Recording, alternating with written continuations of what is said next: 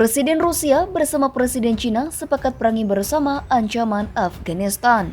Presiden Rusia Vladimir Putin dan rekannya dari Cina Xi Jinping telah sepakat bahwa mereka akan meningkatkan upaya untuk melawan ancaman yang muncul dari Afghanistan setelah Taliban mengambil alih kekuasaan, kata Kremlin pada Rabu 25 Agustus.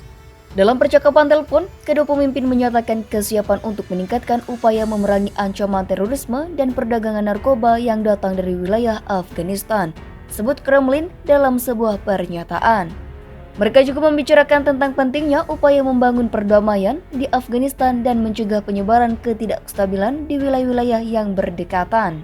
Putin dan Xi sepakat mengintensifkan kontak bilateral dan memanfaatkan potensi Organisasi Kerjasama Shanghai yang akan mengadakan pertemuan puncak di Tajikistan bulan depan.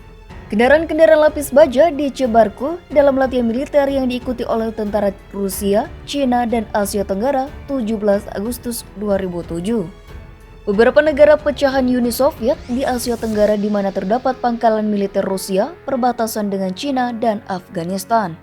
Meskipun Rusia optimis, namun berhati-hati atas kepemimpinan baru di Afghanistan. Putin memperingatkan akan kemungkinan militer Afghanistan memasuki negara-negara tetangga sebagai pengungsi.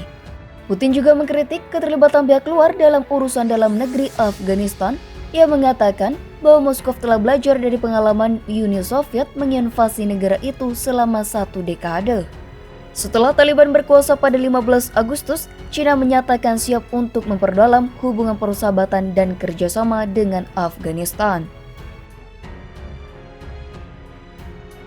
Para pengungsi dari Afghanistan menyampaikan suara mereka sementara polisi mengawasi mereka di depan kantor UNHCR, Jakarta 24 Agustus 2021. Aktivis kemanusiaan di Afghanistan selama 10 tahun, Alto Labetubun, mengatakan kejadian di Afghanistan jangan sampai memunculkan narasi serta tindakan dari kelompok radikal di tanah air, termasuk dari para politisi yang mendukung ideologi selain Pancasila. Infiltrasi dan apa yang terjadi di sana tidak lantas menjadi inspirasi bagi Indonesia untuk memajukan politik identitas. Lantas, memajukan narasi-narasi yang mengglorifikasi kemenangan entitas terhadap sesuatu, dan itu tantangan terbesar bagi bangsa Indonesia saat ini. Dan refleksinya banyak, perda-perda dalam konteks syariah dan lain-lain, perda-perda yang menyasar kepada kebebasan hubungan antar agama dan lain-lain, ungkap Alto Labetubun. Doa bersama lintas iman di GKI Diponegoro mendoakan Surabaya aman dan masyarakat berani melawan terorisme. Meski harus waspada, Alto mengajak masyarakat tetap tenang dan percaya terhadap kerja aparat penegak hukum, khususnya dalam mengatasi persoalan terorisme di Indonesia.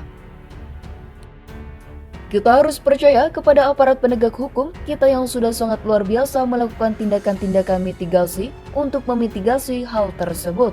Proyeksi yang sudah mereka lakukan di Indonesia untuk bagaimana memetakan hubungan antara para pendukung Taliban yang ada di Indonesia, khususnya dalam kaitan dengan jaringan terorisme itu, paling tidak sampai beberapa hari kemarin kan mereka Densus 88 sudah berhasil menangkap lebih dari 50 orang. Embuh Alto. Dosen Universitas Islam Negeri Sunan Ampel, Surabaya, Dr. Ahmad Zainul Hamdi, kepada FAO menegaskan konflik yang terjadi di Afghanistan melibatkan sesama warga yang seagama. Namun, berbeda suku atau klan, sehingga kemenangan Taliban di Afghanistan tidak bisa disebut kemenangan yang membawa identitas agama karena kemenangan itu didasari atas kekerasan.